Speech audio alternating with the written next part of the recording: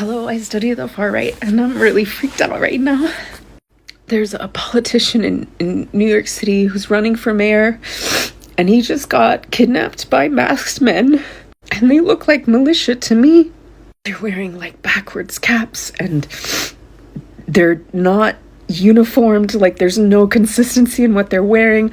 A lot of them are wearing body armor, but like, anybody can buy body armor. I have body armor. A lot of people have talked about your rights when ICE shows up, but people have not talked about what to do if a militia shows up pretending to be ICE. Militias have a wide range, or wide spectrum of what they are. Some militias are like glorified Boy Scouts and, just social clubs and people wanting to prep. And then some of them are incredibly dangerous. And I know y'all like to joke about like the Gravy Seals or whatever, but like the ones on the far end of dangerous have to be taken seriously. During lockdown, a militia targeted the sitting governor of Michigan, Gretchen Whitmer, and were going to kidnap her, try her in an extrajudicial court, and then hang her. Thankfully, they were foiled. In 2020 in Oregon, during the BLM protests and the wildfires that year, armed militias would stop cars on the highway and search for Antifa.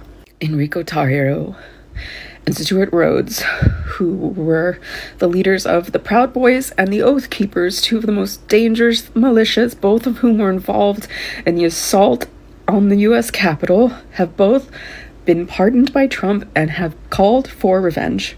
These people are fueled by conspiracy theories. They will believe anything. We need to figure out what we're going to do if militias pretending to be ICE show up and start grabbing people. And if you're a lawyer or a politician and you're seeing this, please fucking make a video, stitch this, make your own video. I will fucking boost you. Please help us figure out legally what we can do. And as community members, we have to figure out how we're going to stop this. If we don't have standardized uniforms, badges, arrest warrants, then anybody can kidnap anybody and take them away. Do you have a judicial warrant? Do you have a judicial warrant? You don't have authority to arrest U.S. citizens. You don't have the authority to arrest U.S. citizens. You don't have it. I'm not obstructing. I'm standing right here in the hallway. I asked to see the judicial warrant. You're arresting the by asking for a judicial warrant. You don't have the authority to arrest U.S. citizens asking for a judicial warrant. Press, we go too. Sorry. No way. I'm safe.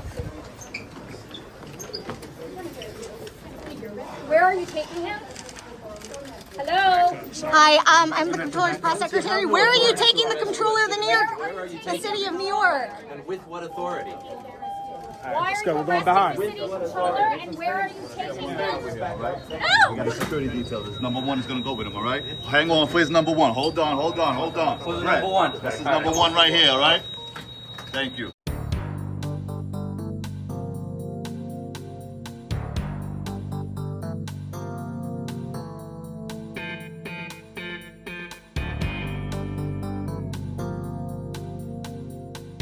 Need to talk about what's happening in America's courthouses. These are what Trump wants us to believe are federal police officers. No uniform, no badge, unmarked vans, concealed faces with masks. Guys, this is not law enforcement. Normalizing thuggery like this is state-sponsored terror. There's no other way to put it. This is another image of this sort of masked, unidentified men waiting for immigrants at court. And let's be very clear, they're not going after criminals. They're going after lawful residents who are attending scheduled appointments at the courts. And when our elected officials stand up and demand accountability for this, this is how they're treated by Trump's officers. The point is, this is clearly not about immigration enforcement. If it was, you wouldn't send bands of thugs like this to pounce on people who are trying to follow the law. If it was about immigration, you would welcome oversight and cooperation from elected leaders. Not this. This is terror. None of this was ever about immigration. It's about normalizing a police state and solidifying Trump's control. That's why he's using it as an excuse to deploy troops to cities and send these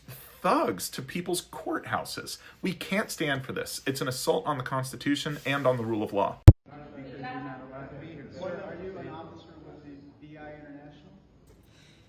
These ICE officers who are saying that they don't have to tell us who they are very similar to the Israeli soldiers who are dual citizens who go over to Gaza and cosplay being a soldier, and they're not trained. And then they come back here and, I don't know, maybe they become cops. Whatever they are doing, they're trained to see Americans as the enemy, specifically Democrats. Now, in 2016, when Trump first came into office, I wrote the media a lot because there was a theme that I was seeing. And the theme was Democrats are evil. It was being pounded in the ecosystem, narratively speaking. And since we know Mossad gives everyone a role, it would appear that Mossad under Israel has given Democrats the role of being the bad guy, of being narrated as the bad guy. Take a look at Obama. What happened, narratively speaking? Look at Hillary Clinton, narratively speaking. See, Putin doesn't have control of the media in America. Netanyahu does. Netanyahu does. If you want to stop ICE, I need you to pay attention to this video for 2 minutes. Okay? Okay. I just found out about this. You might have already seen the video. You might not have, because I'm terminally online and I haven't seen this. Back in January, a bounty hunter named Martin Alvarado, I think it's Alveretto, okay? He went to a city council meeting in, I believe, Tacoma, Washington. You can look this up. Just type in bounty hunter ICE or ICE bounty hunter or something like that. Find his video. He's wearing a gray hoodie. He's wearing a black mask. He's wearing something black on his head. He's a bounty hunter who told them, this was posted, the one that I saw, on January 27th, so right after Trump took office. He said, bounty hunters across the nation are being contacted and offered $1,000 to $1,500 per undocumented immigrant that they bring in. That's why they don't have uniforms. That's why they're wearing masks. That's why they're not identifying themselves. They are not officially ICE agents. They are bounty hunters who have been deputized by ICE to go round up as many bodies as possible. That is what we're dealing with at a huge cost. Okay? That is what we need to start. Like that's where, in my opinion, we need to focus some attention.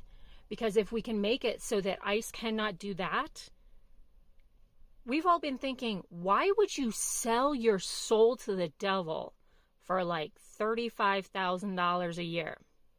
That's why. Because they're not doing it for $35,000 a year. They're doing it for like $35,000 a month. I'll make it as quick as possible. My name is Martin Alvarado. I'm a bounty hunter by trade. I've been introduced by my agency. I'm from Seattle. Tacoma called me and told me that as the waves go through, this is the first wave. The second and third is when they're going to hire us. The ICE is going to hire us bounty hunters, and they're going to be giving $1,500 to $1,000 per legal. How are you going to stop us from coming through? Because we don't have to worry about warrants. We don't really have to follow too many of the laws. And if we're going to be deputized by ICE, we can pretty much do anything we want. They're already going over there and creating the squads as we speak now. That's why they called me. So as soon as I get back with my squad in Tacoma, we will be coming down the state. $1,000 per illegal is a pretty good price. Just to do things that you kind of enjoy. How or what you guys are going to do to stop that? Are you going to pay us more? Are you going to pay us $2,000 to just leave him alone? I think you should be making those kind of comments and really create panic right now. I'm not creating panic. I'm trying to get you guys informed of what's going on. You're comparing numbers right now. You shouldn't be doing that. Well, I'm just stating a fact of what are you guys going to do to stop us from doing our job.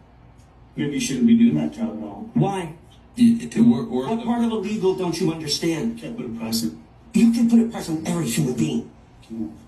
Every human is worth $1 amount. It's not right. Well, that's not right. That's your problem. If you don't... All right, sir, we're going to have to ask you to stop. You know, and around here we don't refer to people as illegals. I'm not going to they're human beings. Because it bothers you guys. But your sensitivity is not our problem. Well, it is my problem. It's a problem. You know what? It is my problem. Needing to be where because... Well, it's time for you to be quiet. Us. It's time for you to be quiet. It's time for you to be quiet and leave. Why? You're going to tell them the truth? Because you don't even have the cojones to wear take off the mask, bro. That's why. Then there you go. You got some? Now get out of here. Take them with you. Goodbye. Oh, see me again. Okay, yeah. Thank you. Can't wait for that day. Forgive me for that. I didn't want it to end on that note, but you know, one thing we're not going to tolerate is disrespect and ignorance. I work with the U.S. military back in my home country. I have all the documents. I was interpreter. I work with the U.S. military. An Afghan national, whose lawyer asked NBC7 not to use his name, calmly tells ICE agents he aided the U.S. military in Afghanistan as he's detained after showing up for his hearing. And he believes that if he returns, he'll be detained, probably tortured, and possibly even killed. His attorney, Brian McGoldrick, tells NBC7 his client has ample documentation verifying he worked with the military, providing vehicles and serving as a translator, but that he wasn't able to make it out during the U.S. withdrawal. McGoldrick says the man feared for his life under Taliban rule. Well, while he was in Afghanistan, he was threatened repeatedly. His family was threatened repeatedly. So he came to the U.S. southern border, where he used the Biden administration's CBP-1 app to ask for asylum at the San Ysidro port of entry less than 2 years ago. His attorney says he was granted parole and working to secure a special immigrant visa. They want to deny him even the opportunity to have his asylum case heard. We asked ICE officials about this incident, but didn't receive any answers in time for this report. Did you back up, please? I didn't know that it's going to happen like this for me. People! I see you now! What's your name, sir? Say your name. Jishan! Are you from here? Oh my gosh, they're just taking this man, dude. I see you! Ah! Ah! Dude, you guys. Ah! Ah! This is so scary, you No! guys. Poor man, dude. Like, so many people are taking this man. People! Undercover ICE agents are abducting and kidnapping people off the street, masked up, without identification or warrant. And he's yelling help, and his name, Jingshan, in Mandarin. And it's just heartbreaking to watch. I also went through the comment section, so there's a woman who claims to be either his girlfriend or his wife. She said she's 2 months pregnant. So the man that they just kidnapped is actually a father-to-be, and he's actually on his way to report to the immigration office. So he's doing it the legal way. He's not a criminal, he's not an illegal immigrant. The wife also said they have lost contact with her husband for over a day now. They're trying to find a lawyer, but nothing has helped so far. He's still detained. And when I actually think about it, are those actually ICE agents? Or are they just imposters or bounty hunters who try to turn people into ICE to earn money? I just knew this day is gonna come.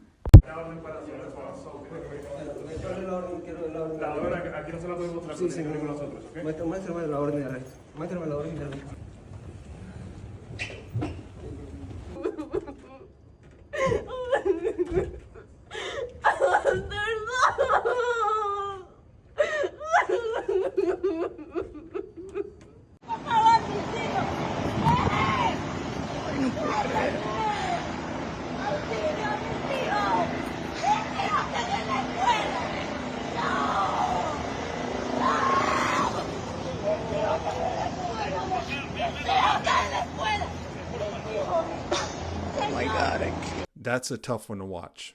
That is a woman in San Antonio, Texas, who went to immigration court, as you're supposed to do, and as she came out, she was manhandled and arrested by those 3 very tough men.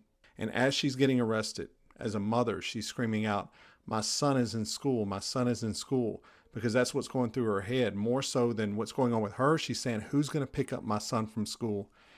And how are we okay with this? Well, I can't imagine the average American can watch that and go, yep, we're making America safe again. These type of things are happening more and more. It hurts my heart to even watch it and to know it's happening to people. They're breaking up families, people who came here for a better life. And these goons are forcibly detaining these people. They're getting no due process, and their children are being separated. And it's frustrating because I don't really know what to do. What can we do? So what I'll tell you, find a cause that helps immigrants. Donate. Put your money to those causes. Continue to contact your representatives, your congressmen, your senators, whoever you can contact. But I just want you to know this is happening. You need to see it. You need to feel it. And this is not what America is about. 2 members of the National Guard, seen here, decided to accompany their mother to her Chicago immigration appointment. We fear that she might get taken into custody. There's been reports of that. They get a text or an appointment. They have to come in, and they end up getting detained. Well, 3 hours after arriving for her appointment, the mother left without incident, accompanied by her 2 sons in uniform. I have 10 seconds left.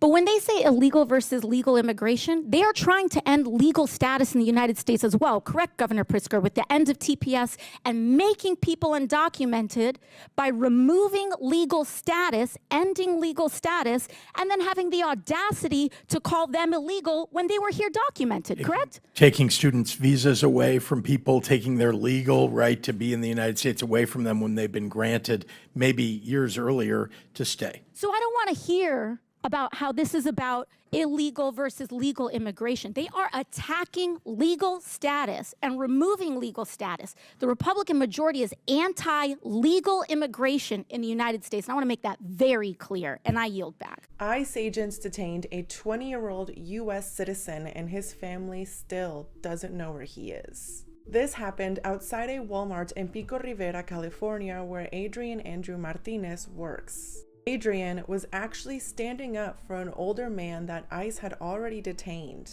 He told the agents that they needed a warrant, and that's when they went after him instead. A bystander named Oscar Preciado caught it on video when ICE agents slammed Adrian to the ground. When he kept recording, an agent actually grabbed Oscar by the neck. Oscar says that he kept filming, and he remembers bystanders telling the agents that Adrian was a U.S. citizen. It didn't matter. Adrian was taken. Since that day, Adrian's mom, Maida, has gotten 0 answers. She says ICE told her that they have no record of him in the system. She even went to a federal detention center where she got the same response. 20-year-old U.S. citizen that was trying to stand up for someone, gone, with no answers. Adrian's mom has confirmed to LA Taco that he has been located. He is still being held at a federal building in downtown LA. He now faces charges of impeding or assaulting a federal officer. This story is absolutely devastating. He was simply standing up for an old man that was being taken by ICE, letting them know that he needed a warrant, and he was thrown in the back of a van. Not to mention, he's a U.S. citizen. His bravery was just incredible. I'm hoping he is able to be released soon. Wait, what do you mean the more people that ICE abducts, the more money you make? Yeah, it's one of the most exciting periods of my career. What an odd thing to say. You know how we already do privatized prisons? Well, it just kind of made sense that we would also do privatized immigration detention centers for ICE as well. I didn't know you did privatized prisons. Oh, shoot. Probably shouldn't have said that. Of course, there's financial interest in everything. You've really never heard of us, though. Core Civic, the Geo Group. Can't say I have. Brian Evans, Damon Hinninger, the biggest private prisons in the U.S. Do you really want to be advertising the CEO's names, considering the climate? Oh, shoot. Well, I shouldn't have said that. Well, we do a lot more than that anyways. Oh, like other industries? No, we do lobbying. We lobby for prisons and immigration detention centers. Wow, yeah, that makes sense. What do you lobby for? Just the normal things. Increased ICE quotas, increased surveillance for the government to make it easier to find illegals, make it harder for people to be eligible for asylum. It kind of sounds like you want to make it harder for people to get here legally and easier for the government to surveil us. You got me. Yeah, I can't stock my facilities if there aren't illegals to catch. You do know that being here undocumented is not a crime, right? I mean, crossing the border illegally, that's a misdemeanor. Overstaying your visa, that's a civil offense. But being undocumented, not a crime. Listen, I'm a CEO. Sometimes we just have to say shit. Hey, do you want to know how we make money? You get paid per person, so increased ICE activity means that you get paid more? Yeah, kind of, but I have contracts. So let's say that I get like $100 per person, and my contract guarantees that I'm going to get paid for at least 500 people per day. And when you have more than 500, you get paid more. Yeah, and multiply that by like 30 facilities. Some of them have 3,000 beds. We even implemented surge pricing. Like Uber? And with my new updated contracts, I should make over $1 billion just from ICE this year. We're opening up a new facility. We're dusting off the old ones. Why don't we do this through government facilities? Oh, I can do it cheaper. Shittier facilities, shittier food, shittier medical care. I'm your guy. Brian Evans, Damon Henninger of Geo Group and Civic Corps.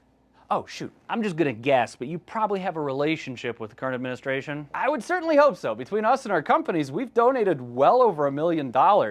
Oh, Damon, watch your mouth. So you're responsible for the escalation in the ICE raids, why the military's been deployed against citizens in at least 2 states now, why the National Guard's been caught arresting people in California, which is super illegal, why the Marines are making TikToks threatening citizens. Well, I think it's a little disingenuous for you or I to suggest that we're responsible for what's happening. There is a lot more at play, but we certainly pushed for it, and we're definitely going to profit from it. Why are you telling me all of this? Honestly, I'm just kind of desperate for some human connection. Have you ever wondered if thinking about humans like livestock makes it hard to connect with people? I mean, we don't treat our employees great, but I wouldn't call them cattle. No, I was talking about the people you detain. Oh, you're talking about the product. No, that couldn't be it. If ICE asks for proof of citizenship, I don't have to show you anything? No, US citizens are not required to carry proof of citizenship. But non-citizens are. Yep, if you're a non-citizen, it's a misdemeanor to not have documentation with you at all times. So being undocumented or overstaying your visa is a crime? No, those actually still aren't crimes. It's the getting caught without documentation that is. Exactly. Yeah, in 1940, there was a lot of pre-World War II paranoia. So we passed a law hoping it would allow us to create a registry of all the non-citizens in the United States. How does ICE even know that I'm a citizen if I don't need documentation? Well, you look like a Bible salesman. What's your name, Clark? Well, it's Chris, but I mean, for real though, like, what is stopping someone from just saying, no, I'm a US citizen, I don't have to have documentation? They don't look like a Clark, so we'd probably detain them. But you wouldn't detain me, just based off of looks? Exactly. I can't detain US citizens even if I suspect that you're a non-citizen,